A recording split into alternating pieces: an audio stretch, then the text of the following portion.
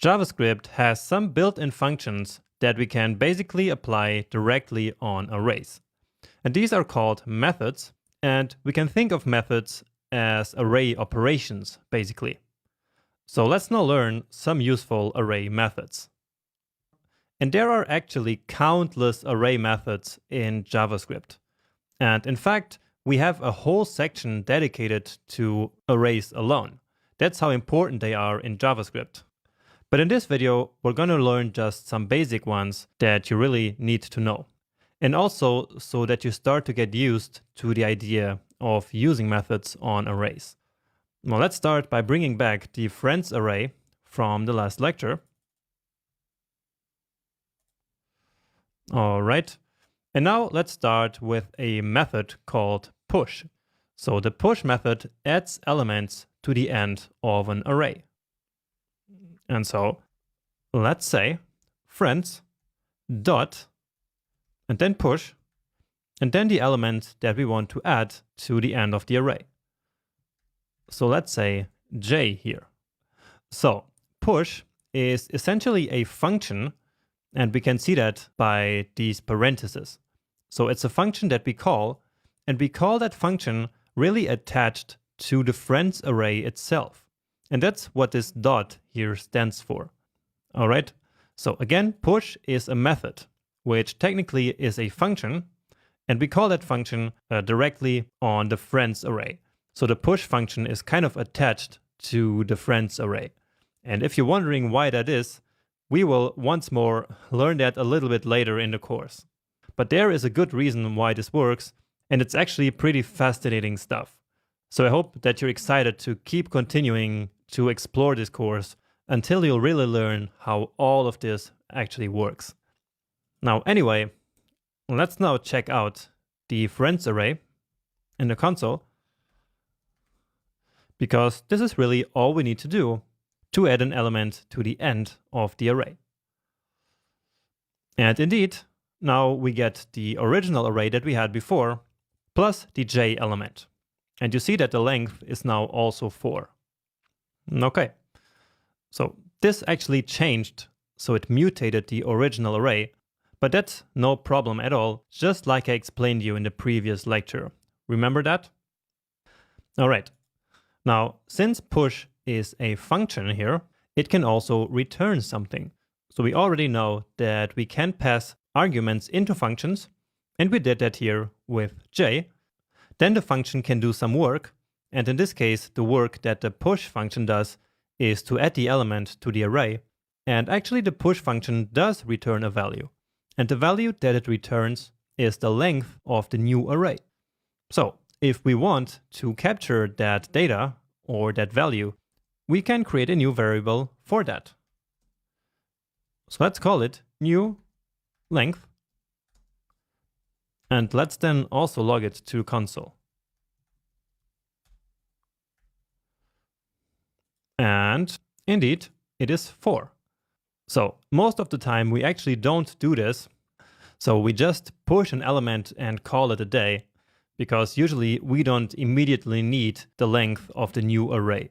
But in case we need it, we don't need to then calculate it separately. We can simply take the result of this function here, store it into a variable, and then use that. Great. Now, besides the push method, which adds elements to the end of the array, there's also a method to add elements to the beginning of the array.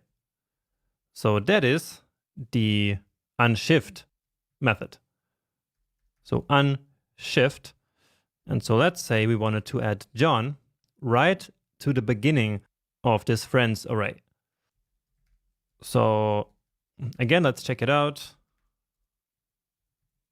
And so now it should have 5 elements, and the first one should be John. And yeah, it is. And just like the push method, the unshift method also returns the length of the new array. But in this case, we are just not saving it because we don't really need it. Next up, we also have methods to remove elements from arrays. So this one here, add elements. So let me just write that here. Add elements And then we have some to remove elements. And let's start with the pop method, which is basically the opposite of the push method. So this means that pop will remove the last element of the array. So let's write that here. And this time we don't need to pass in any argument. And that's because there's no information needed really to just take out the last element. So let's try that. Oh, we didn't log it again to the console. So let's just grab it from here. And now you see that J is actually gone. And if we did it twice, for example, which of course we can also do, then Peter should also be gone. And indeed, we removed J and Peter. Now again, this pop method also returns something, but this one doesn't return the length of the new array, but instead it returns the removed element. And so that can sometimes be useful. So let's call this one popped, okay? And so let's log that one to the console as well. So that is the popped element. And we could do the same for this first call. But as I said earlier, we don't always do this because it's not always that useful. But here I just want to show you that it actually works. And so the popped element should now be Peter. So this first one here is J, and then the last one becomes Peter. And so here in the second pop call, Peter is the one that's being removed. And so that's the element that's then going to be saved into popped. And yeah, here it is. Okay. And finally, let's also remove the first element from the array. And so that's friends that unshift. So let's copy this one again. Give it a save. And so now only Michael and Steven should be left after all this manipulation, right? Oh, and actually that did not work. And that's because I did a mistake. So unshift is of course to add elements to the array. And so this one here is called shift and not unshift. So now it should work. Yeah. Once again, we didn't need any arguments. And once again, this method here will return the element that was removed. So if we need that, we can capture it. Next up, there is a very useful method that tells us in which position a certain element is in the array. So let's work with this small array that we have left. And what we want to log to the console now is friends.indexOf. And then we pass the element which we want to reference. So let's say we want Steven. And so, as I said, this should return the index at which this element is located. So we know that Steven is right now element number 1, right? So 0 and 1. And we actually can see that here in the console. So 0 is Michael, 1 is Steven. And so this index_of function call should return the value 1. Because again, that's the index of the element Steven. And yeah, there we go. Now, if we try the same thing for an element that is not in there, let's say Bob, we will get -1. All right. And now finally, to finish this, this lecture, there is a very similar method to the index_of, but which is a bit more modern and, in my opinion, also more useful. So this one is an ES6 method, and it's called includes. So includes, instead of returning the index of the element, will simply return true if the element is in the array and false if it's not. So let's check that. So friends.includes. And now we can actually do the same as up here. So let me just copy that. And the difference here is, again, the includes method. So let's see what we get now. And as expected, with Stephen, it is true, because indeed we have one element here, Stephen, but Bob is false, because, well, there is no element called Bob. And this method actually uses strict equality for this check.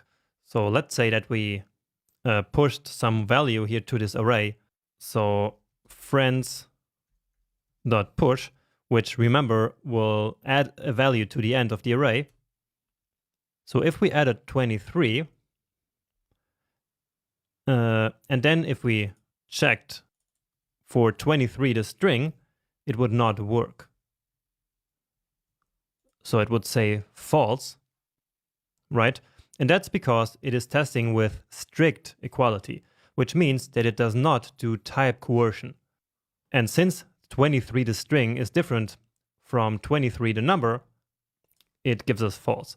But if I test it directly for the number, then it should be true. And yes, it is. So we added it here to the array, and so then of course the array includes it. That makes sense. And so we can use the includes method to write conditionals. So that's one of the very useful applications of this method. For example, just to test it out very quickly, let's say friends.includes Peter. And then, if so, we can log to the console, you have a friend called Peter. Okay? So we already know that this here returns a Boolean, and we also already know how the if statement works. And so only if this is true, so if the array does include a string with Peter, only then this code is executed. And so right now, of course, nothing happens. But if I ask for Stephen, then here let's say Stephen as well, then I get, you have a friend called Stephen. So that's probably the most used case of the includes method. All right, and that's all I had to show you for this lecture. And as I said in the beginning, there are many more useful methods for manipulating arrays. But for now, I just wanted to show you the most basic ones. And next up, there's yet another coding challenge waiting for you.